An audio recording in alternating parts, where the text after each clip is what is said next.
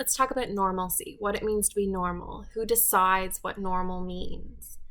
There's so many stereotypes and ideas that are put upon us from a young age at home. And a disadvantage that we have living in a small community is that sometimes our elders have not grown out of the things that are not socially acceptable anymore.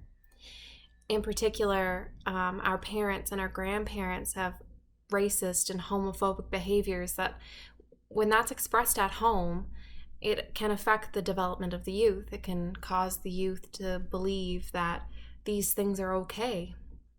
And so when they go to school and they go into the classroom and they start talking about these things, like these are social norms, we have to, as educators, have to create a classroom which makes it known that these things are not acceptable and makes our differences acceptable.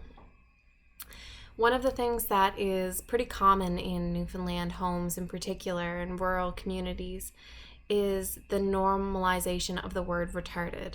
So this word is an outdated term. It's been known to be to define the mentally inept. And so there are people who struggle in different areas.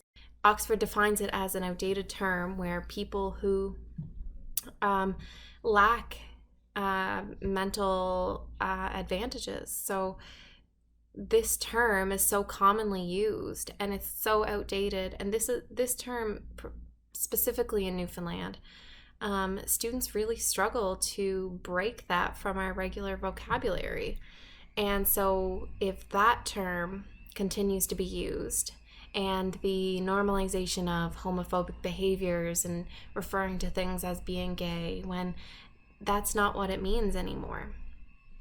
So there is so much that needs to be changed in terms of the at-home ideas that are shared with our youth, because how are youth going to grow and develop if their opinions at home are dated?